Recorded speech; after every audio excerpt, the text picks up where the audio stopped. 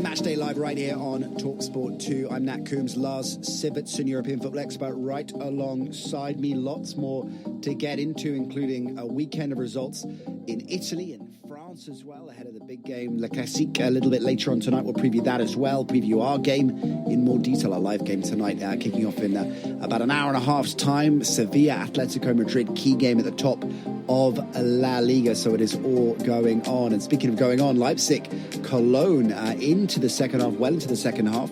Let's check in with Alex Crook, who's watching it for us. 61 minutes gone, still Leipzig 1, Cologne 0, but Leipzig have been lacklustre in this second half. We're just seeing a substitution being made by Cologne.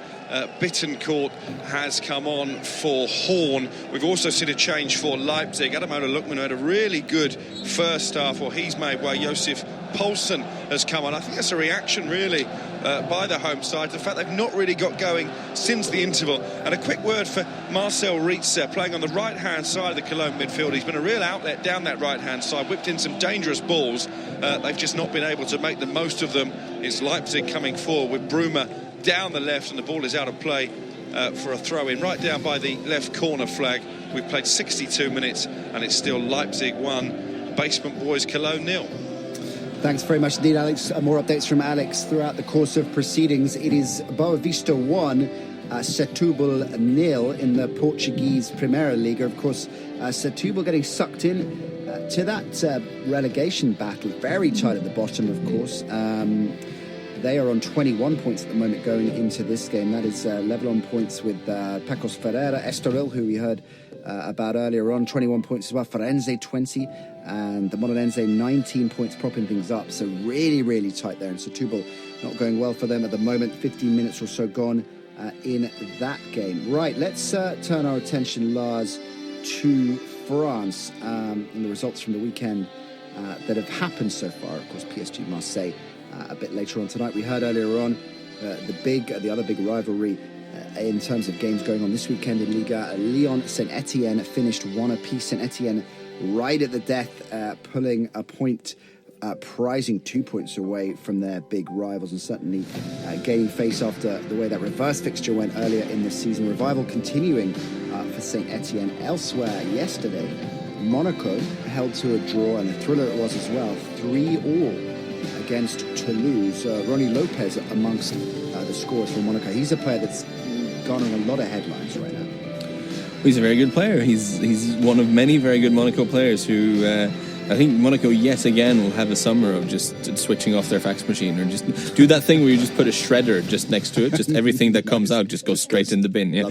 No, I guess they have to do something like this, because even though they haven't been the sort of barnstorming magical team this season, they've still done really, really well. And they still, I mean, they're second in the league for a reason, and they still have a lot of players who will be very, very attractive to quote unquote bigger clubs. I mean, the size of club is a very weird one with Monaco, because of course they have a great history and they have an owner with pockets who are, substantial. But of course, I think a lot of players will feel that if you do well at Monaco, there is a logical next step to take. I mean, if you go to a big club in England or one of the top clubs in Spain, even though you are at one of the big, a traditionally big club and you're living a very lovely life there, there is a next step to take. And I think that'll be an uphill struggle for them yet again. And Ronnie Lopez, of course, won. I'm sure Thomas Lemar, there'll be a bunch of interest in him again. Fabinho has been good still. So another summer of them declining bids, I expect. It's a really interesting point that you make that has gone under the radar, I think, in many respects, given, I guess, the domestic dominance that PSG have engendered, and, of course, the level up that they've gone by bringing in Neymar, bringing in Mbappe, and attempting, anyway, to challenge right at the very, very, very top of the European game. But you're right, Monaco, despite the relative dismantling of that championship side, sitting pretty in second place. It's a remarkable achievement, relatively speaking. It really is, and it's this combination. I really like what they're doing, because they bring in a couple of old heads and they combine that with up-and-coming players, whether players they've developed themselves or players they've signed, guys like Yuri Tielemans and Balde Keita, then you combine that with having old heads like Jovetic there. You have Falcao, of course. Moutinho is a very experienced guy, and I love seeing all this sort of cutting-edge football project they've got going on. You still got Andrea Raggi at fullback, kind of a journeyman. Unreconstructed. Love Andrea Raggi, an unreconstructed fullback is the perfect description. Yeah, who would otherwise be a sort of journeyman in Serie A. So, great guy to have around the dressing room. I'm sure his attitude is very well, I'm told, and a guy who always gives everything for the shirt. And I'm sure he doesn't mind spending a lot of time on the bench. But yeah, really cool little squad they've assembled there. And Leonardo Jardim, of course, the manager, I'm sure will be in demand as well. Yeah, right.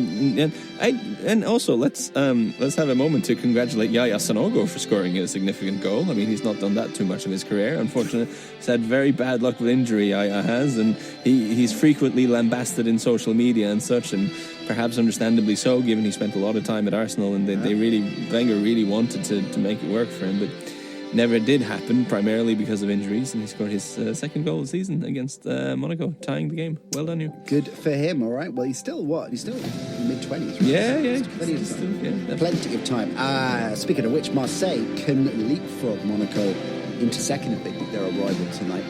We'll get into that game in a bit. Let's round up some of the other key results from around France this weekend. Nantes lost ground at the top, losing 1-0. Lille's mini revival stunted as well, of course. We were starting to believe, Cologne style, weren't we, that Lille might be getting things back on track, but they went down 2-1 at home to Angers. Well, Andy's always warned me about not believing too much in Lille, and when it comes to this sort of thing, I trust him completely. No, it's a shocking situation, really, because you bring in Marcelo Bielsa and you sign a lot of the guys that he wants, a lot of attack-minded, Bielsa-style players, and then it goes completely wrong. You have to sack him, and you end up getting a very defensive guy in Christophe Galtier because you're bleeding goals and you feel like you need to stabilise, and that makes sense.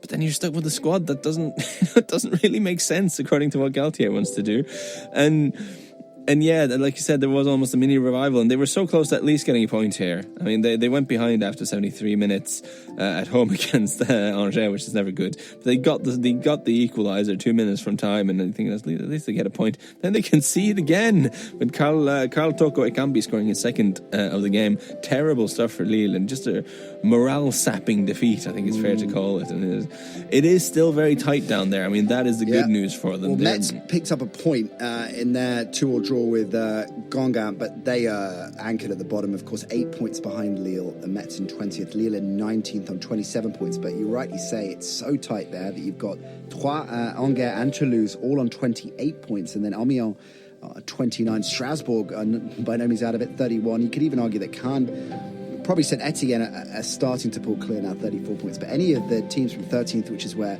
Caen are downwards, they're all pretty much in the mix. And if you assume that Metz are done and dusted, barring a miracle, then what? Any of those 7 teams could be sucked in. You say that, and then Saint Etienne are actually just 5 points off of 5th. So, yeah, right. So it's a weird league right. this season. Well, Rennes beat Troyes 2-0. They are now 7th. Yes, I mean, it's odd.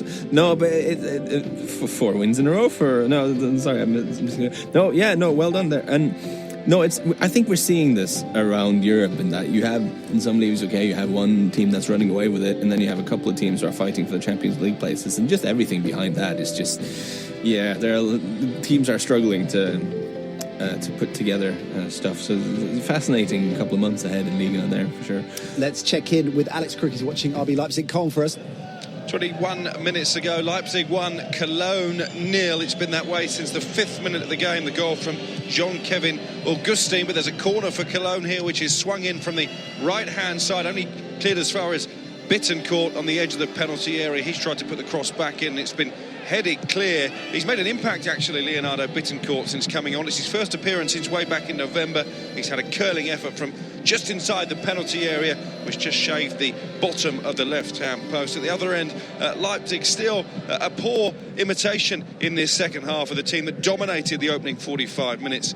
Kevin Campbell had a decent breakaway down the left-hand side, found Bruma inside the penalty area. He couldn't keep his shot down, and at the moment, if there is going to be a second goal in this game, it looks like Cologne could be the team most likely to get it. 1-0 Leipzig still lead, but here come Cologne again, and it's the uber impressive Ritza down the right-hand side. Good cross into the penalty area, only cleared to the edge of the box, and it's the equalising goal for Cologne. It has been coming, and it's Cosiello with a left foot rocket into the bottom corner. Well, that will really set the cat amongst the pigeons. Leipzig needing the win to go back to second in the Bundesliga, but they've been penned back here. It was a superb finish, a rocket shot from Cosiello, finding the core of the net after Ritza once again down the right-hand side had led the charge, and the team bottom of the Bundesliga have got their equaliser. 19 minutes to go. Leipzig 1, Cologne 1. Game on then, Alex. Terrific stuff. One apiece, 20 minutes to go there. So whichever way it goes, we will let you know. We're going to take a quick break. When we come back, we'll look more at the PSG Marseille game. We'll start to think about our live game, of course, from 7 o'clock. David Cartledge joins us. And one of the things we'll get into is previewing Sevilla Atleti, our big live game. Tonight, 7:45, kickoff right here on TalkSport 2. So stay with us on European Matchday Live.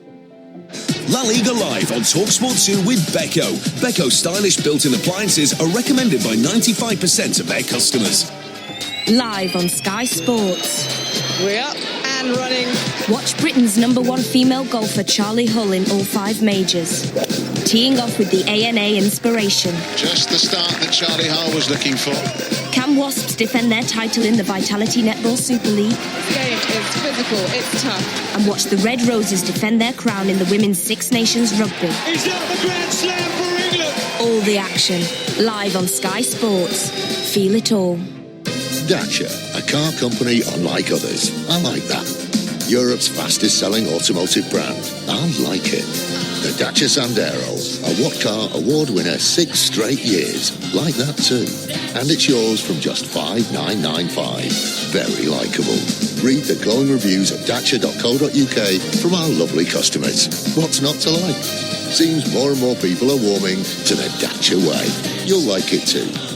At participating dealers only. Online and on DAB Digital Radio. European Matchday Live on TalkSport 2.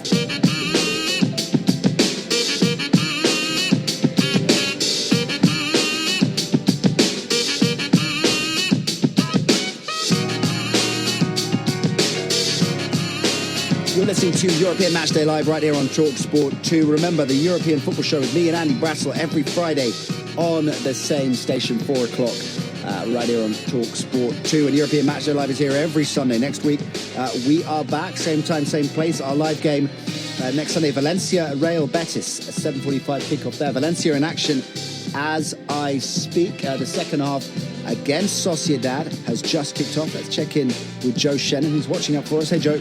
And they lead Real Sociedad by a goal to 0 to Valencia. 4th in La Liga, seeking a 3rd consecutive victory. Santi Mina with the goal after half an hour in the first half that separates the two teams. You get the sense the second goal would really kill off this game under the Mestalla floodlights. Sociedad have struggled for form away from home in recent times, knocked out of the Europa League in midweek. They barely threatened since the start of the match, not had an effort on target just yet. Valencia already in this second half seeing most of the ball, looking to press and looking to get what, as I say, would be that killer second goal. Here they come down the right hand side, by the way, with Rodrigo with the edge of the 18-yard area. He was denied by the Sociedad goalkeeper Tonio in the first half. 2 good saves from the Sociedad reserve keeper before Valencia took the lead. It's Valencia 1, Real Sociedad 0, early stages of the second half. Yeah, there's been a goal in Belgium where Club Brugge have equalised against Standard Liège in what must be the most ridiculous title race in Europe. It's completely nonsensical what's going on there. Club Brugge are 10 points ahead of Charleroi. Club Brugge have just won once in their last 5. Charleroi have won no games in their last 5, and Anderlecht in third have also just won once in their last 5. It's the silliest title race I can remember seeing. It's currently 1-1 between Standard Liège and Club Brugge. Okay, we will keep you updated on that one and indeed all the games going on in Europe right now. Some huge games happening a little bit later on. Let's talk a bit about PSG Marseille, Lars. As I alluded to earlier, Marseille haven't beaten PSG since November 2011. That was the last time, and they haven't beaten them in Paris since 2010. But tonight is as good a chance as they've had in a very long time of causing an upset. It must be, given that that Paris have had that setback in Madrid that they had, because the knock on this Paris team, well, first of all, there's a structural issue there, which is that they've put all their money up front, basically, and you have a situation where a club like Paris Saint-Germain went into the season with Thiago Motta, who is getting on and who has an injury record to his name, as their only really viable deep-lying midfielder. That's just silly, given the resources they've had. And of course, because they've spent so much in the front line, you can't really strengthen there because of financial fair play rules. So they've ended up using Giovanni Lo Celso, who's a really good player, but he's not a midfield anchor. And they've had to draft Lassana Diarra, get him back from the Gulf, which is a strange thing to have to do when you've got the resources the PSG have got. Yeah. There's strange goings on in how they've planned their squad, and it means they're very top heavy. And of course, when you're playing Dijon, that's fine, but when you're playing Real Madrid at the Bernabeu, that comes back to bite you. I mean, it really does. And of course, you wonder if Marseille are Marseille are not of anywhere near the standard of Real Madrid, but they are a team who can hurt you. You know, Thomas having a magnificent season. Payet on his day is superb. They've got some dangerous players going forward who can test what is an unimpressive Paris midfield, at least when it comes to their defensive work. And the other question around Paris Saint-Germain, which I think has been, even when they've been doing all right, there's been a question about their mentality. You know, do they enjoy playing on a wet, windy night in Strasbourg? You know, clearly they didn't. And how do they react to setbacks? There have been all kinds of rumours of Neymar just having minor injuries for away games in the league that he just doesn't really fancy doing. And so now, having had that setback in Madrid, now coming straight into Le Classique, it makes it a real big occasion, and I think this game is more open than it otherwise would be. There has been a huge goal in the Leipzig-Cologne game. Which way has it gone, Alex Crook? What a turnaround. Leipzig 1, Cologne 2, and it's the man who came off the bench early in this second half, his first game since November, Leonardo Bittencourt. But my word, what a debt of gratitude he owes to Marcel Rietze, who's been an absolute menace down the right-hand side this second half. Great mazy run into the penalty area from Rietze. He pulled it back on a sixpence, and from 6 yards out, Bittencourt tucked it comfortably beyond Peter Galacci in the Leipzig goal. And the bottom club have defied the form book. They were 1-0 down after 5 minutes, but with 12 minutes to go, it is Leipzig 1, Cologne 2. Astonishing. We were looking at that, Lars and I, about 10 minutes into the second half. Cologne were over 20-1 to win this game. They are now 2-1 up, and what a win that would be, as Alex alluded to. If they manage to hang on, there's still a chunk of change left in that game, of course, but what a significant result it would be at the bottom of the Bundesliga as Cologne plan their great escape, which, as you suggested earlier, Lars, looked very much on at the turn of the year. Some key, not just key results, but performances that were very, very different from what we'd seen earlier in the season. Everybody started believing, and that has taken a bit of a detour, but this would absolutely kickstart things. Yeah, it would, and you feel that the Great Cologne revival was derailed, at least in part, by the fixture list, because they had this run of 3 straight wins in the league, and then they had a draw against Augsburg, but then they had to play Dortmund and a very, very strong Eintracht Frankfurt, so they got 2 defeats there, and that kind of derailed the whole project a little bit, but very much back on track now. And you know, they've got a lot of ground to make up, of course, but I don't know. There is, like, you see, they going away to Leipzig and getting a result is not an easy thing to do, and you can see just watching them play, because we do have screens in the studio, and they're playing quite well. Like, this is not a bad team. This is not a team that should have 17 points from 24 games. They look more likely to score a third than they Leipzig really do to score an equaliser at the moment. They really do. Cracking goal from Cosiello, who raised a few eyebrows when they signed him, because he went to Nice and it didn't quite work out there, where he didn't kick on the way he was expected to, and quite a highly rated midfielder. And so I don't think a lot of people were surprised that Cologne brought him back, but cracking goal from him there for the first one. Well, Cologne going into this game, bottom of the Bundesliga on 14 points. So if they hang on, they will jump to 17 points, just level on points with Hamburg. Interesting, they've got Mainz coming up relatively soon. So their next fixtures after this, they've got Stuttgart, who are in pretty decent form at the moment, but mid-table. They're one of the teams that's pulled their way out of trouble, really. Werder Bremen, similarly, of course, not out of the woods by any stretch, but in better form recently. They've had some crucial wins. They've got Leverkusen after that. That's a tough game, of course, although Leverkusen lost earlier on today against Schalke. Then Hoffenheim as well. So a mixed bag in terms of their run over the next 4 weeks or so. Right, there's been a goal in the Valencia Sociedad game. Let's check in with Joe Shannon. And it's Valencia 1, Real Sociedad 1. The very much unfancied visitors have scored an equaliser through Mikel Oyarzabal. And it was Valencia who conceded possession midway inside their own half of the field. And Iaramendi knocked it through into the penalty area. And Oyarzabal was clean through on goal, only the goalkeeper to beat, put it wide of him into the far corner. And it's a stunning response from the visitors, who have looked decent actually at the start of this second half. A couple of decent passages of play inside the final third of the field, and all of a sudden Valencia with some work to do here. It's Valencia 1, Real Sociedad 1, 10 minutes into the second half. I mean, that's a weird goal to give away, but now that it is 1-1, I mean, do you reckon Valencia can get back into this? I mean, how have they looked? Oh, they should be able to, that's for sure. They were the dominant team in the first half, but really this second half they've been very sloppy in possession, Lars. They've just given it away again, and here comes Sociedad on the attack down the right-hand side. It's with Canales midway inside Valencia territory, but just a sloppiness, perhaps complacency about Valencia in the second half so far. Marcelino, the coach, is looking pretty demonstrative and expressive on the near side touchline, trying to cajole a response out of his side. But at the moment, Sociedad playing in this bright pink away strip and dominating the second half so far. 1-1, and the visitors look the better team. Thanks very much indeed, Joe.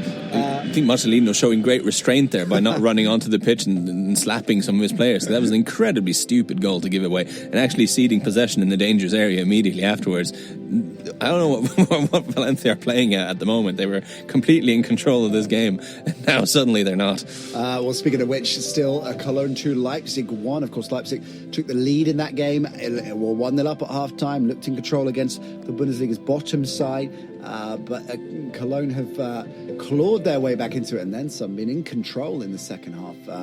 And there is 10 minutes for them roughly to hang on to pull off a significant win for them. We were talking about their next 6 or 7 games. Mainz in the mix, of course, as well. And they have Mainz at home in about a month's time. So that could be a crucial game in terms of who stays up in the Bundesliga and who goes down. All right, more of that in a bit. Let's turn our attention to Italy next, Lars. We haven't spent a huge amount of time on that. The Juve game, notwithstanding, and if you're just joining us, Juventus' game against Atalanta called off tonight. Called off because of excessive snow. So the game in Turin called off. So Napoli, who play Cagliari tomorrow night, can go 4 points clear with a win.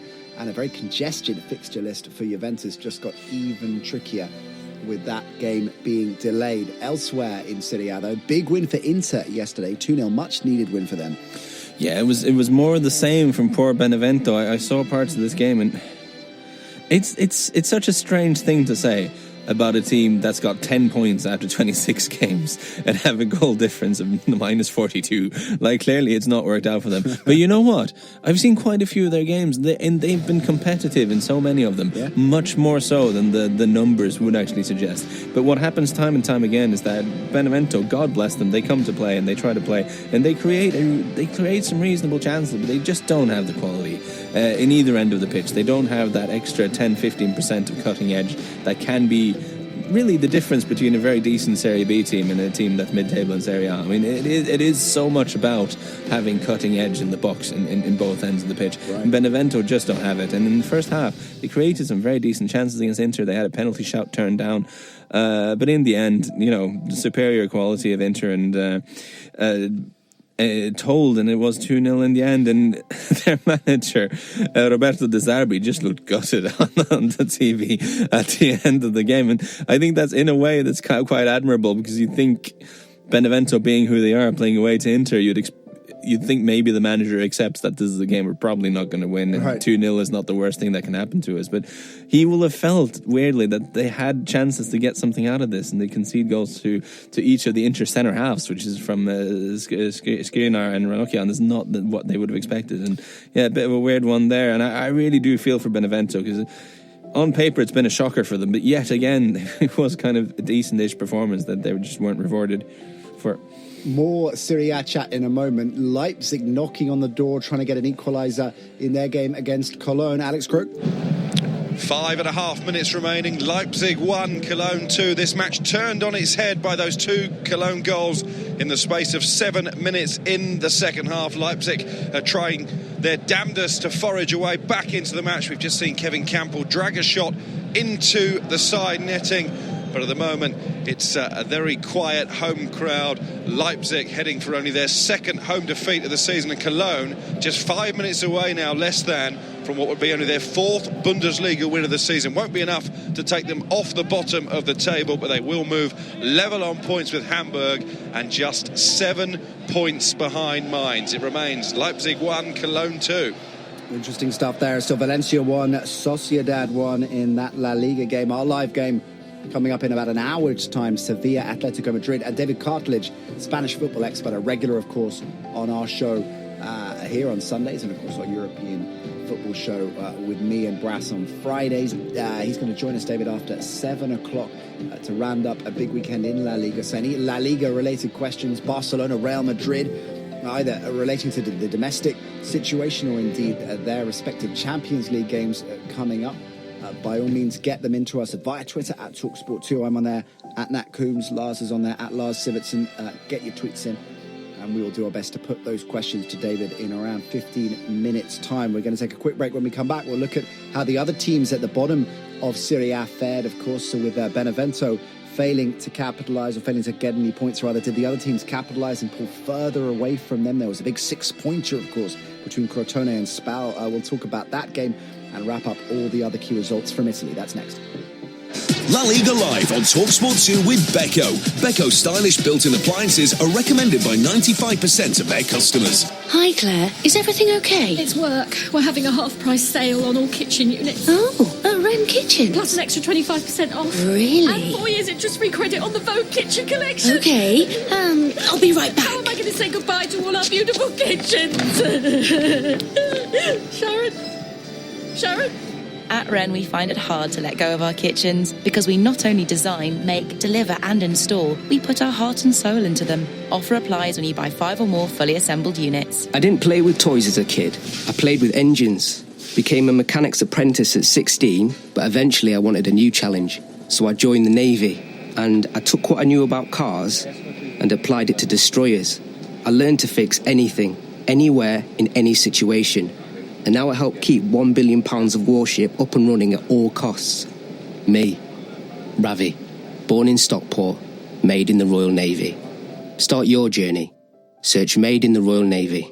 As the thrilling English Football League drama continues, make sure you stay on the ball on TalkSport 2 with Sky Sports. Hear up-to-the-minute team news, match previews and get essential comment and opinion every match day from TalkSport and Sky Sports pundits. Stay on the ball throughout the season on TalkSport 2 with Sky Sports. Introducing the new dedicated Sky Sports football channel with live football from around the globe, including the EFL, SPFL, La Liga, World Cup qualifiers and more. Ray Stubbs, tomorrow afternoon from 1 on TalkSport 2. Join me, Ray Stubbs, as I lift the bonnet on the jalopy of sporting news and spray water dispersants onto the distributed cap of controversy. Ray Stubbs, tomorrow afternoon from 1 on TalkSport 2. Online and on DAB Digital Radio.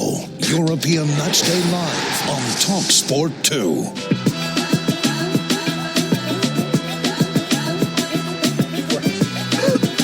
Matchday Live right here on TalkSport 2. Nat Coombs, Lars Sivertson. It's Cologne 2, Leipzig 1. It could be a big step forward in Cologne's great escape. Couple of minutes left there. We'll check in with Alex Crook, who's watching that in a minute for us. Joe Shannon is watching Valencia Sociedad. Joe, how's it going?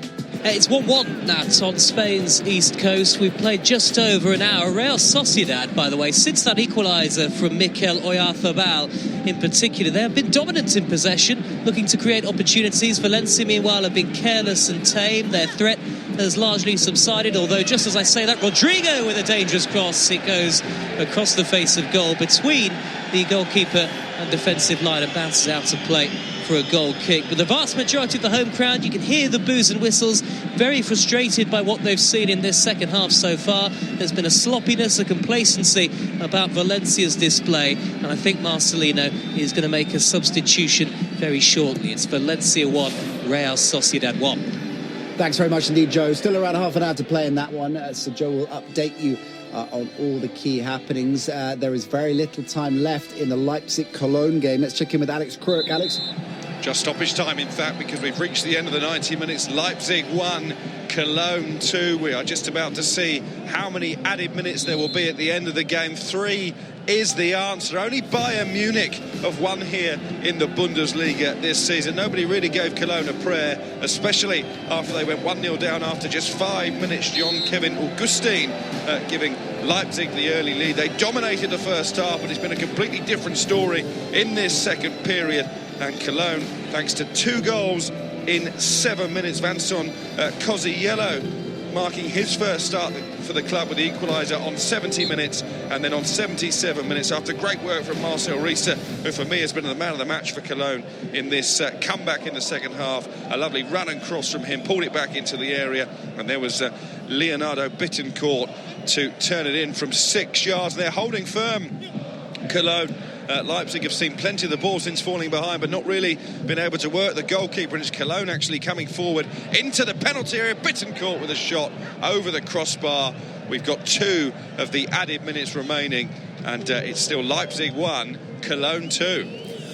It looked like Leipzig had a bit of a penalty shout a few minutes ago. Was there anything in that? No, I mean, they appealed for the decision. For me, there was just a strong challenge, but no more than that, and it was half-hearted appeals, really. Leipzig coming forward as we speak as a long ball pumped towards the Cologne penalty area, headed away. And I've got to say, I've been really impressed with the way they've defended this lead. They're down at the bottom of the table. They're facing an uphill struggle, of course, to save their Bundesliga status, but they haven't played that way. There's been no signs of nerves. They've kept playing their football. Terodde up front has been a really good outlet without actually ever really looking like he's going to score a goal, but he's occupied these Leipzig defenders. We've got 70 seconds to go now. It's going to be another free kick for the home side.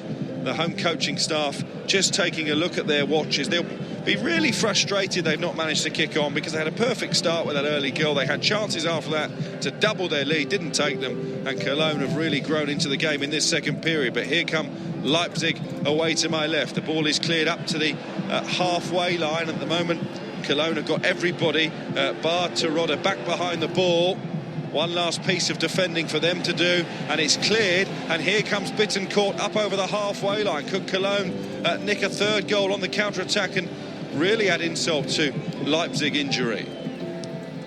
Well, there is 30 seconds of the added time left, so we will stay with you, Alex. Interesting if Cologne do manage to hang on. We've been concentrating very much on what this means at the bottom of the table, of course, but what this means for RB Leipzig in terms of their European qualification aspirations. And we've been looking and weighing up the fixture list for Cologne, and they've got some key games coming up in the next 4 or 5 weeks as the final whistle goes, Alex, and I can imagine the away Cologne fans are celebrating that one. I think I can hear them pretty loudly. Fantastic scenes, and what a win as well for Stefan Rutenbeck, their head coach, because he has been questioned by the sporting director in recent days for 1 or 2 of his selections. Well, he's answered those questions, hasn't he? With aplomb, following in the footsteps of Bayern Munich, only the second away team to beat Leipzig on their own patch this season. Big smile on the face of Rutenbeck. And you talk about that top end of the table. Bayern Munich, of course, running away with it, much like Manchester City in the Premier League. But it's really congested, isn't it? Dortmund in second place on 40 points. Leipzig, who began the afternoon in 6th place, 2 points behind Dortmund. So, just a matter of a couple of points between those 5 sides in behind Bayern Munich in a cluster at the top end of the Bundesliga. And this was really a game that Leipzig would have marked down for a victory. Their chance to go back to second in the table. There are some shocked-looking faces in white shirts as the players just begin to take in the result here. And they've got a real uphill struggle now to leapfrog Dortmund into second place. Cologne level on points with Hamburg down at the bottom of the table. If they keep playing like that, well, who knows, they could yet pull off a miracle relegation great escape. 2-1, it's finished. Great stuff, Alex. Many thanks indeed. There's been a goal in the Valencia Sociedad game. Joe Shannon. There are 22 minutes to go, and it's Valencia 2, Real Sociedad 1. It's a horrible moment, though, for the stand-in Sociedad goalkeeper Tonio. Low cross in from the left-hand side by Rodrigo into the 6-yard area. Should have been a simple gather for the goalkeeper, but he spilled the ball straight at the feet of Santi Mina, who tucked it home from 3 yards out. A nightmare for the goalkeeper, but 2 for Santi Mina, and against the run of play, Valencia lead again. It's Valencia 2, Real Sociedad 1. We were talking about the odds of Cologne overturning that lead earlier. With 2 goals for Santi Mina, I don't think a lot of people have seen that coming. Absolutely not, no, but he's looked sharp, he's taken his chances when they have come his way. He was very quick to react, and that's something that a good striker will always tell you that is the absolute key. Following in case the goalkeeper spills the ball. A nightmare for Tony, because he'd had such a good game up until that moment, but it is a horrible error from the goalkeeper. Just as I speak, by the way, Sociedad on the attack themselves, really good in this second half, and it's Canales with a dangerous ball into the area, and it's gone behind for a goal kick. 2 players in pink went down inside the 18-yard box. I think they might have wanted a penalty there, Sociedad. It was a really good whip ball in, bend and pace and swerve on it, but the referee, Pablo Gonzalez, waving away the appeals and pointing for a goal kick. I have to say, I get the sense, guys, that this one isn't over just yet. Sociedad, as I say, really good in the second half, but Valencia, against the run of play, lead by 2 goals to 1, and there's 20 minutes to go. Good stuff, Joe. 20 minutes, as Joe says, to go, so we will make sure you will not miss a thing if there are any significant changes in that game. Just going back to the RB Leipzig situation, the battle for Champions League places in the Bundesliga is so tight, of course, at the top, but Leipzig have a pretty difficult set of fixtures coming their way, which will ultimately define their season, right? Because outside of their Europa League last 16 game against Zenit, or games against Zenit, plural, they got Dortmund and Bayern coming up in the space of 6 weeks. Stuttgart, who we mentioned earlier, in a decent Vettel, Hanover, a top 10 side as well. So very, very important matches for them in terms of where they are most likely to end up when all is said and done this season. This result today, a massive shock, I think it's fair to call it. Cologne beating them 2-1 isn't going to help proceedings by any stretch. No, and that means it is their 3rd defeat in a row in all competitions now. They did lose to Eintracht Frankfurt, of course, going away to Frankfurt, not easy this season. They've been very good, but still. They lost at home to Napoli. Again, they were riding a lead from the first leg, but, 3 defeats in a row is 3 defeats in a row, and there was something profoundly dispiriting about about the way they just gave this game away when they were completely in control of things. And when you got, like you say, you've got Dortmund coming up, you've got a tricky tie against Zenit in the Europa League, and again, a revived Stuttgart away isn't necessarily an easy game either. So there's some tricky days ahead from Leipzig, and their form is not entirely encouraging. Most certainly isn't. Now, we got slightly sidetracked from our chat earlier on at the bottom end of the Serie A table, particularly as we teased before we went to the break, the Crotone-Spal game, because both teams right in the mix, along with Benevento and others at the bottom of Serie A. Which way it was played earlier today, of course, which way did it go? Spal won 3-2, a huge away win for Spal there. Ante Budimir scored twice for Crotone, but goals from Antonucci, Simic and Pawlowski made it 3-1 for Spal, who are now, they're still in the relegation place. They're just 1 point away from Crotone, 1 point away from safety now, Spal, and this looks like it's going to be a cracking relegation battle, because Verona also claimed a very impressive win against Torino, of course at home, but still Torino are a decent side. You would perhaps not expect them to win there, which means that Verona are just 2 points away from safety as well. So you've got Crotone, Spal and Verona in the most obvious three-way there, but Sassuolo as well getting sucked into this. They're on a dreadful run of form, Sassuolo, on 23 points and haven't won in a good while now, so all very much part of the relegation fight. And Cagliari too as well, of course. We have Napoli tomorrow night, so they're on 25, level on points with Chieva, so all of those teams will be from Chieva down right in that mix. At the top, a win for Sampdoria, 2-1 over Udinese. So Sampdoria jump back up to 6, of course. Milan fall back to 7th. Milan Roma a bit later on tonight. Getting interesting there as well. It is, and that makes the Milan Roma game all the more interesting, because Milan, of course, very keen to put the pressure on Sampdoria. I mean, they're really doing well now in the Gennaro Gattuso, and they're playing. We were joking how he was going to add solidity because he runs around and shouts a lot, and of course, they're actually playing quite well. And I think we can be forgiven for not being fully convinced by Gattuso, given that his previous, managerial efforts have been, what we can very, very politely describe as a mixed bag. It hasn't been great from so far, and you do get the sense sometimes with Milan that they appoint some of these guys almost not just because they've played for the club, but it certainly helps. And you wonder if a young manager with Gattuso's CV would ever be considered for that job. Of course, he wouldn't, but he has such a strong, he's so strongly identified with that club, and he will have fired them up as the cliche. That's the cliched way of looking at it. But in recent weeks, they have actually started playing really well as well, and they are. They are 10 points off the last Champions League place, and that's a lot of points. And there aren't that many games left. But you know what? Inter, even though they beat Benevento, they haven't looked great recently. Lazio have been good, but they're only a point ahead, and they seem to, I think they're a squad who have a potential wobble in them. So if Milan keep racking up wins the way they have, I still don't think they can do it, but it's not completely impossible.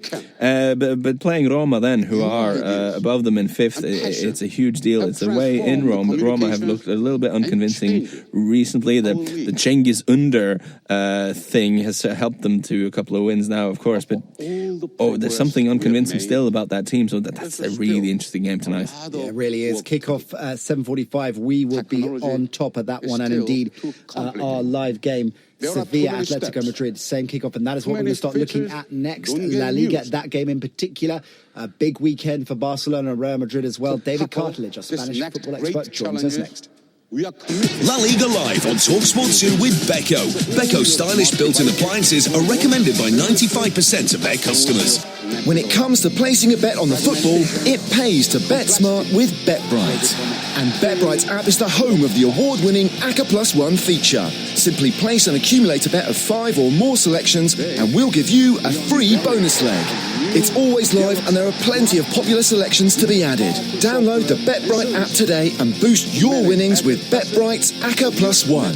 Available on app and mobile site only. Maximum bonus leg win £50 per customer per bet. 18 plus gamble aware. One of these days, these boots are gonna walk all over you. Sign up to Walk All Over Cancer with Cancer Research UK. Walk 10,000 steps every day in March and help raise money for life-saving research.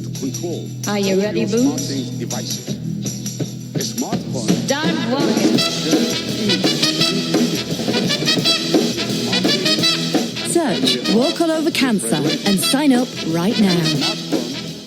Sticking around in the EFL on TalkSport 2 with Bostik, the big name in adhesives that won't let you down. Every Thursday night, listen to the 72 for an unmissable weekly roundup of all the big name news from the EFL, from the top of the table to the relegation zone. Whose unbeatable performance has cemented their position, and who's come unstuck. Stay glued to your radio with the EFL feature you can rely on. Sticking around in the EFL on TalkSport 2 with Bostik, the big name in adhesives that won't let you down. Online and on DAB Digital Radio.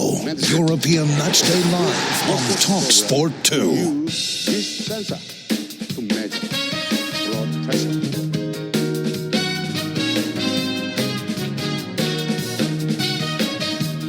European Matchday Live right here on TalkSport 2. Nat Koons and Lars Sivertsen. Quick line on Holland, of course. 4 games played today. And after making up ground last week in the title race, Lars, Ajax have handed the advantage back to PSV. Yeah, they dropped 2 points against Den Haag today, which means PSV have pulled ahead because they beat Feyenoord 3-1 at home. Feyenoord, of course, not part of the title race in any meaningful capacity, but Ajax will still have figured that Feyenoord might be one of the teams that could take points off of PSV. So they were hoping to get a favour there from Feyenoord, but they did not receive it. And having dropped 2 points against other than Hague, they now have 7 points to make up with PSV, which I don't think they'll be able to do. Okay, good stuff. Now, pressure on Valencia going into their game against Sociedad, which is going on right now. Of course, with Villarreal winning earlier on today after a bit of a slump in their form. So they're keeping within touching distance of Valencia and Champions League qualification places. Real Madrid, of course, getting their domestic season back on track and pulling away from Valencia. 5 points clear going into today. So a lot of pressure on both sides for the home side. But they're responding to it, Joe Shennon. They are. It's Valencia 2, Real Sociedad 1. There are 12 minutes to go. You've joined me at a really opportune time because Sociedad have a free kick on the right-hand edge of the 18-yard box. Rodrigo with a bad tackle, a sliding tackle to bring down Odriozola. And Rodrigo's just been yellow carded. It's this free kick about to be taken. I think they're going to make a change at Sociedad now. Just before we take it, Zurututa is heading off the field.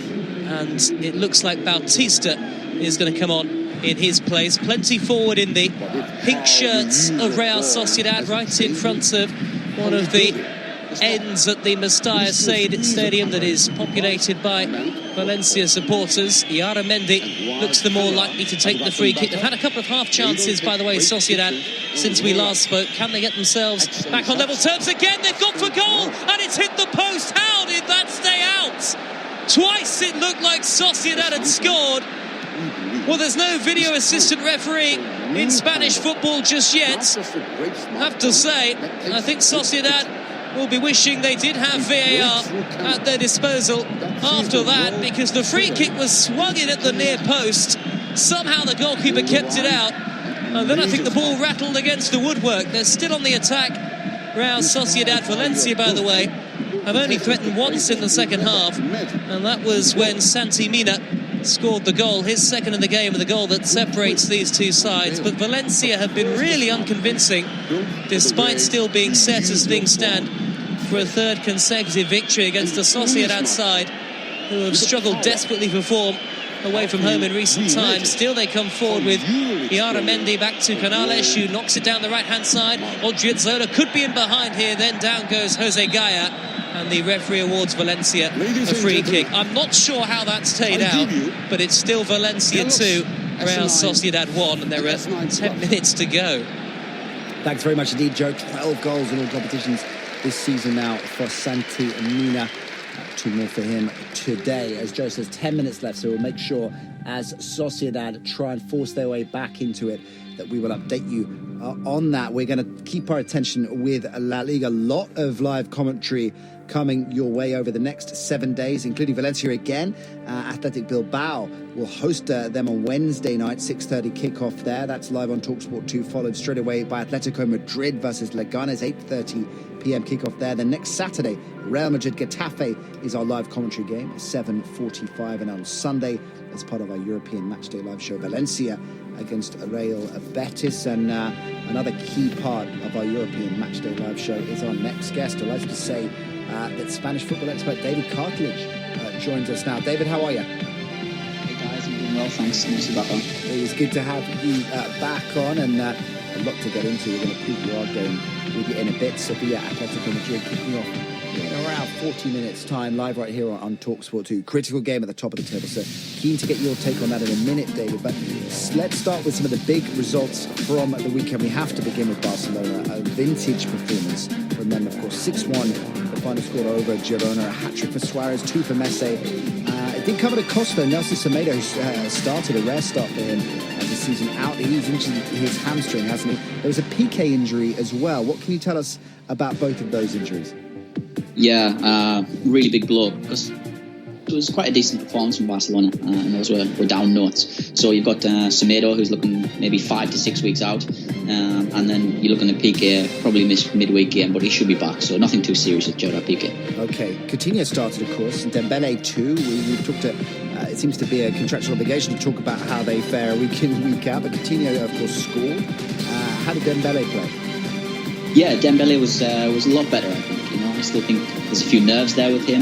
He's still betting in, but yeah, it was a positive showing from him. He got an assist, and I like his intent and his activity. I think on the ball, he's always looking to do something, create something. He's definitely a very lively player, and Barcelona fans should be encouraged by this. Ladies and gentlemen, I think a lot of people were expecting Girona to put up more of a fight than this. Is that fair to say? I mean, it wasn't one of those going into it where people were expecting Barcelona to win out again. Yeah, absolutely. This was very much expected to be a frustrating evening for Barcelona. They'd had a tough midweek game against Chelsea. Girona have put up a fight against everybody and anyone this season. So yeah, it was quite a surprise. I thought this would have been a much more low-scoring affair. Did they go for it too much? I mean, they like to play expressive football. You were talking about that, of course, recently on our European football show on Fridays with me and Brass. Is that maybe the problem? Is it always almost impossible to work out how to play against Barcelona? Do you play your usual game? Do you try and change that up and risk not being as fluent as you normally are? Do you think that was the mistake that they made? Yeah, absolutely. I think they did something what they wouldn't normally do, and they came out the traps pretty quick in terms of how they attacked. Usually they sit back, they size the opponent, and then they try and punch at them on the counter-attack. And it's funny, Pablo Machin, the Girona manager, he said, the early goal probably woke Barcelona up, so it came at the wrong time.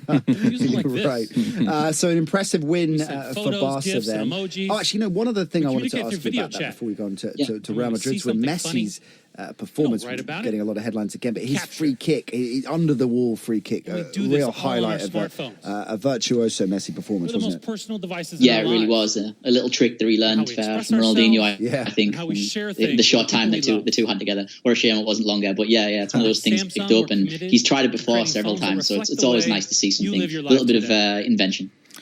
So a hat-trick and 2 assists for Luis Suarez, but am I making this up, or is he looking leaner and a little bit hungrier than before? Because he went through a period of looking a bit beefy, like he was enjoying the tapas a little bit too much there in Barcelona, and who can blame him? But right now, he's looking closer to, the Luis Suarez of yore. Is that just me making up things? That's the impression I get. No, you're certainly right. He does. He looks leaner, a lot sharper. And it's noticeable his offsides have gone down as well. I think he was getting caught offside quite a lot, and then now he isn't so much because he's a much more sharper character. He's reading things a lot better, and definitely it's not the tapas that's a problem with the South Americans. I think it's the steaks. Oh well, those are also good in Barcelona. So that is entirely understandable. I suppose. It's Boavista 2, Setúbal 0. Half time now in that game in the Primera Liga. We'll keep you up to date on that one. Of course, Valencia still 2-1 up against Sociedad. So Suarez had a hat-trick. Ronaldo could have had a hat-trick, but did something very selfless, which his manager was proud of and glad to see. Gave the ball to Benzema to slot home the 89th minute penalty. Because Benzema needed the goal for confidence. I guess that's the rationale behind it, David. And it's as beautiful as that was apparently it. And I mean, it was quite something. I think everybody was stunned by that. But Benzema had a really good game, and he this was probably his best game in a Real Madrid shirt this season, actually. And he deserved that chance, I think. I mean, you talk about everybody being surprised because Ronaldo, of course, is it's something you don't really expect to see him do, but he's got a very close relationship with Benzema, and he appreciates the selflessness of Benzema's play, doesn't he? Because we believe. Yeah, I think to put in short, Ronaldo is Ronaldo, basically, to simplify things. So this gesture was very much out of character. But it was good to see. And BBC have had a relationship now for a number of years. And I think Benzema has done a lot for Cristiano. And maybe that was just in the mind of Cristiano, I think. What about Bale? We chatted briefly about him earlier on, of course. And on the Friday show, we talked about him getting a start despite the controversial week again in terms of comments that Zidane had made, and he scored, he set up another, he won the penalty, he had a pretty decent game all around. Midnight Black. Yeah, he was much more active, I thought, and I think it's largely due to the fact that he played a deeper role. He got involved, he played a little bit more, because sometimes he's on the outskirts of the game, and he never really gets involved. He doesn't touch the ball much, and I think this time was a bit more proactiveness from him, and we have to see this more. And I think if he is to save his Real Madrid career, he has to do this on a regular basis. Okay, David, stay with us. Valencia 2-1 up against Sociedad. Last time we checked in with Joe Shannon. What's the latest, Joe? It's still Valencia 2, Real Sociedad 0. I'm just seeing a replay, by the way, on my monitor in the reporting position of the Real Sociedad. A couple of efforts on goal when we last spoke. Canales hitting the post from a free kick, or rather the goalkeeper saved it, and then the ball came out, lashed goalwards, hit the post again. It looks like, on the balance of what I've seen from my replay, that stayed out. Anyway, slightly concerning scenes at the moment, because Gabriel, the former Arsenal player, was, until a few seconds ago, flat out on the field. I can see that he's just started to stir. His eyes are open, he's moving, which is really good news, obviously. It was a nasty clash inside the 18-yard box. The stretcher has long been called for. He's surrounded by pink-jacketed medical personnel, Gabriel. He was lying on the turf and didn't appear to be moving. There was lots of concern for the Valencia defender, and he's obviously suffered potentially quite a serious injury. But I have to say, it's good to see that Gabriel is fully conscious again, it looks like, and able to move. Again, I'm just seeing a replay on my monitor of that clash of heads, and difficult to tell exactly what happened just by looking at the replay. But Gabriel being stretchered off, albeit, as I say, the good news is that you can hear the big round of applause from the supporters at the Mestalla. Gabriel is conscious. It looks like he's talking, certainly moving. Still Valencia 2, Real Sociedad 1, and we're into the final 90 seconds of normal time. Good stuff, thanks, Joe. That will obviously add a few more minutes on the clock, so we will keep you up to speed on that. And indeed, when the full-time whistle blows, we'll go back to Joe for a round-up. David Cartridge is staying with us as well. We'll find out more from him in terms of some of the other key games this weekend in La Liga, and he'll help us preview our big live game right here on TalkSport 2, kicking off in around half an hour's time. Sevilla, Atletico Madrid. That's here on the European Matchday Live. La Liga Live on TalkSport 2 with Beko. Beko's stylish built-in appliances are recommended by 95% of their customers. Now you can make Sky TV your own. Start with a new Sky Entertainment Pack for £20 a month. Then do what I do. Add your own take. Add 11 channels just for kids for £5 a month. Loads of fun. Or you have the right to add over 400 box sets. The whole lot for just £5 a month. Start with new Sky Entertainment, then make it yours. Search Sky TV. £20 standard setup for new customers. Kit loaned at no cost. New 18-month min term. Requires compatible box and broadband. Terms apply. The family member who was concerned. The neighbour who felt uneasy. The teacher who was worried. The coach who noticed at practice. And you. It's up to all of us to keep children safe. If you think a child may be at risk, report it to your local council, who can provide the support a child may need. If you think it, report it. Visit gov.uk/tackle child abuse to find out how. And together, we can tackle child abuse. One of these days, these boots are gonna walk all over you. Sign up to Walk All Over Cancer with Cancer Research UK. Walk 10,000 steps every day in March and help raise money for life-saving research. Are you ready, Boots? Start walking. Search Walk All Over Cancer and sign up right now. It's big tackling, rock and roll rugby on your radio as TalkSport 2 brings you the hard-hitting show that scores right between the posts. The Rugby Show on TalkSport 2. As the Six Nations continues, get all the latest team news, interviews with the players, the coaches, and everything you need to know about the biggest competition in Northern Hemisphere rugby. The Rugby Show, tomorrow night from 6 on TalkSport 2 with the Sunday Times. Pick up a copy of the Sunday Times today for the best analysis of the Six Nations.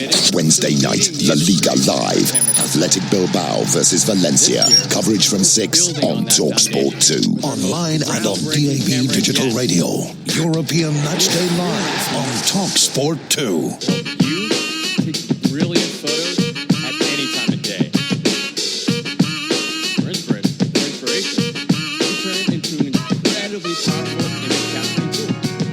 This is European Matchday Live right here on TalkSport 2. I'm Nat Coombs. Lars Sivertson is right alongside me. We've got live coverage of Sevilla, Atletico Madrid coming away in about half an hour's time. And don't forget, of course, TalkSport 2, the home of La Liga. Bilbao, Valencia, Wednesday night, 6:30. Atletico Madrid, Leganes, 8:30. A double header on Wednesday night. Then next Saturday, Real Madrid, Getafe, 7:45. And then Valencia, Real Betis is the game as part of our European Matchday Live. Me and Andy Brassel back next Sunday on air from 5 o'clock. Get in touch with the studio at TalkSport 2. Get your questions in. David Cartledge, Spanish football expert, is with us. And before we check in, back in with David, let's chat to Joe Shannon. He's watching Valencia, Real Sociedad. Valencia 2-1 up in the dying stages of the game. Joe, any way back for Sociedad?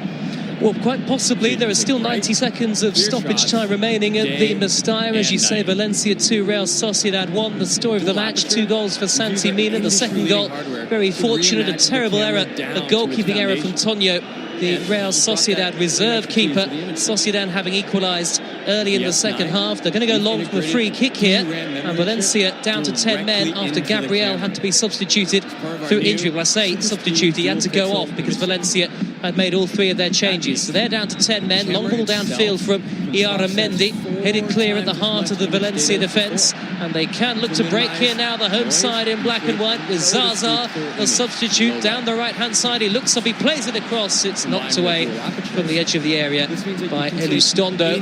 Valencia, who have won their last 2 in La Liga. They beat Levante, they beat Malaga. A good response from Marcelino's side to those 4 consecutive defeats, including going out of the Copa del Rey at the semi-final stage. They haven't been convincing tonight, but they're ready to make it 3 wins from 3. 1 or 2 empty seats starting to appear as some in the home crowd start to head out into the night here on the east coast of Spain. There are just 20 seconds of stoppage time to go for Sociedad. It looks like another defeat away from home. It would be 5 from 6 when they've been beaten on the road in the league, and another disappointing result for their under-pressure coach Eusebio Sacristán.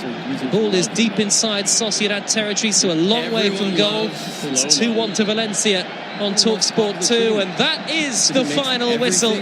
So Valencia, very unconvincing, guys, I have to say, throughout this second half. First half they dominated. Santi Mina gave them the lead. The visitors hadn't looked threatening up until the start of the second 45, but they got themselves an equaliser through Oyarzabal. A super finish it was after Valencia carelessly gave the ball away, and then Valencia with their only real effort on goal in the second half, a goalkeeping mistake from Tonio, and Santi Mina tapping home. It finishes at the Matchday. Valencia 2, Sociedad 1. Great stuff, Joe. Many thanks indeed for your updates and input over the last 90 minutes of that game. Valencia then, with that win, improved to 49 points. They needed it, of course, with Villarreal snapping at their heels despite their recent capitulations in 5th, and Real Madrid motoring again domestically. Another big win for Real Madrid, of course, this weekend. So Valencia go within 2 points of Real Madrid now. They're in 4th, Real Madrid in 3rd, and Atleti 4 points clear of their city rivals in 2nd. They play a little bit later on tonight. Of course, that is our live commentary game. David Cartledge alongside us. I want to get your perspective, David, on what that means for Sociedad, because another defeat for them. Now, if you look at where they're at, 29 points, they're probably not conceivably getting sucked into the relegation conversation, but nevertheless, a terrible run of form for them, and of course pressure all round as a result. Yeah, it's disastrous, and I think things have been cool for quite some time. They haven't really been addressed, and I think this side, the team, they didn't have enough investment during the summer. Love it. What do you think happens next then in terms of a couple more? I'm just trying to drag up their next picture. I'll type that in as I'm asking the question. In terms of what needs to be done really without a significant change in regime, what do you think is the best case situation there? They're on 14th, they're safe from trouble at the bottom, but they're being pulled well away from an incredible, conceivable play for a European chasing berth. So mid-table is the best bet for them. Is there any way around the situation? I think the main thing is that they play to their strengths, which are notably their attacking player that they do have. Miguel Oyarzabal has scored again tonight. Sergio Canales is in an excellent spell of form. So I think if you could concentrate on those type of players, the technical players, the attacking players, then that should be enough. They've got a lot of quality. They just need to use it in a better manner. I guess I was thinking in terms specifically of Sacristán and keeping his job. I mean, he's under serious pressure. I mean, what does he need to do to save his job? He really Yeah, I mean, this is the problem. Eusebio is not an inspirational coach. He's not a motivated type coach. And this is the problem when you become, get embroiled in this situation at the bottom of the league. It's a case of him having to come up with something new tactically, perhaps giving somebody a different type of role, maybe Arabal taking him off the wing, putting him through central areas, giving him more of a creative role. So some little instances like that might improve things. Look at this difficult next set of fixtures really for them, although, famous last words. They've got Real Betis, Alaves, Espanyol, Getafe. Those are all winnable games, so they could put a run together, but it could, in contrast, it could get go from bad to worse. Let's move on from Sociedad, and I want to look down on the bottom of the table then.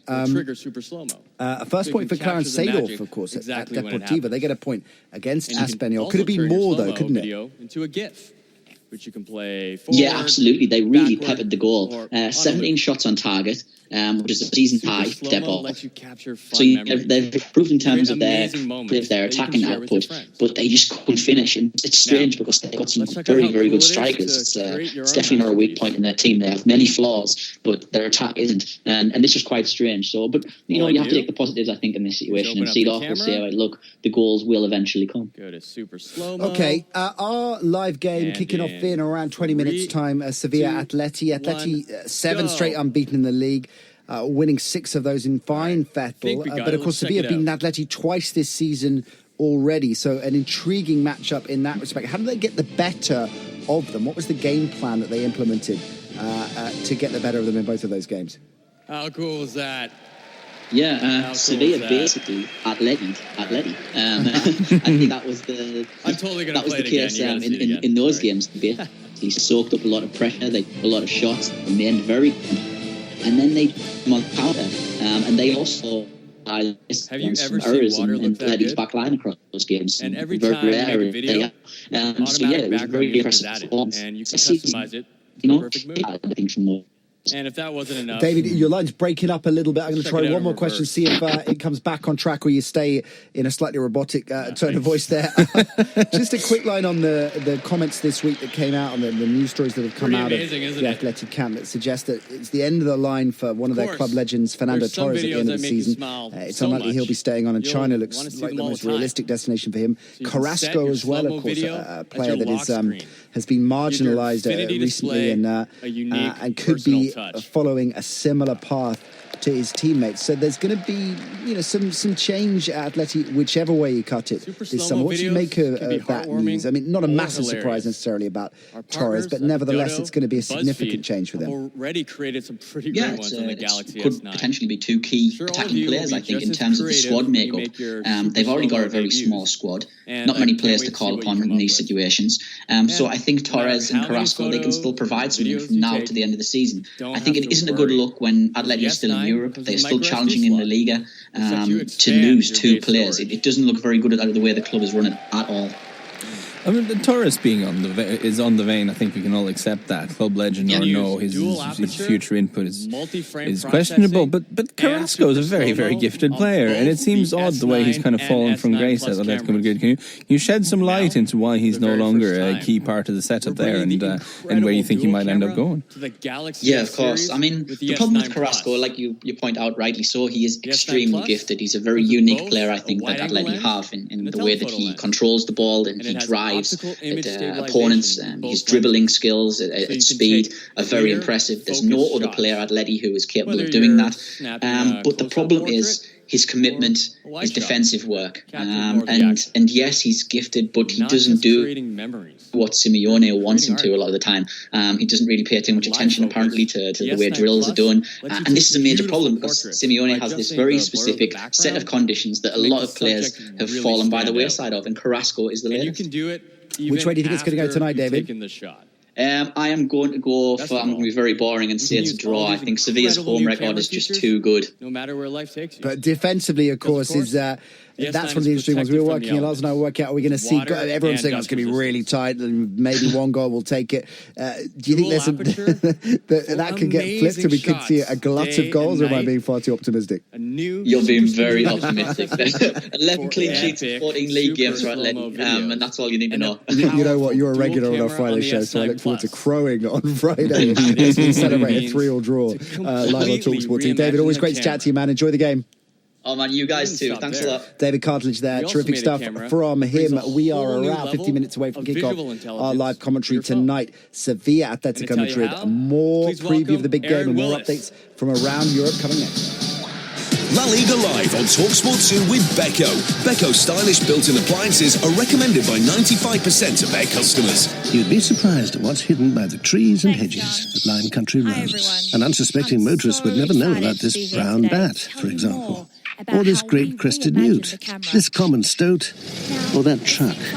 Because the trees and hedges that line country roads also hide oncoming hazards. So the motorist entering that bend never suspected that an oncoming vehicle was veering into his lane. If you could see the danger around the bend, you'd slow down. Brake before the bend, not on it. Think. At British Gas, we have everything you need for when winter does its worst. Don't forget you can get up to £100 to treat yourself when you buy selected home care products online by the 28th of February. Home care boiler cover starts from as little as £12 a month. That's less than 40p a day and includes a yearly service. Search British Gas Home Care. Terms and conditions apply. Why, hello. It's me, Dracula. Relax. I don't bite much. Unlike the cost of some broadband deals. That's why I switched to Sky Fibre Unlimited. Just £25 a month, including line rental, plus a $9.95 setup fee, exclusively for new and existing Sky TV customers. Frightfully good value. It's totally unlimited, super fast, and they'll never slow you down, even at peak times, when you don't want anything to stop the flow when you're screaming. Sorry, streaming, do you? Search Sky Fibre. Sky. Believe in better. Available to new fibre customers in Sky Fibre areas. New 18-month contract. Check speeds at sky.com. Further terms apply. Sticking around in the EFL on TalkSport 2 with Bostik, the big name in adhesives that won't let you down. Every Thursday night, listen to the 72 for an unmissable weekly roundup of all the big name news from the EFL, from the top of the table to the relegation zone. Whose unbeatable performance has cemented their position and who's come unstuck. Stay glued to your radio with the EFL feature you can rely on. Sticking around in the EFL on TalkSport 2 with Bostik, the big name in adhesives that won't let you down. Sports Day on TalkSport 2. Here we go. Rounding up all the sports news of the day with in-depth reviews of all last night's action and previewing another massive day of live sport. Here we go. Sports Day tomorrow morning from 7 on TalkSport 2. Because sport never stops. Online and on DAB Digital Radio. European Matchday Live on TalkSport 2.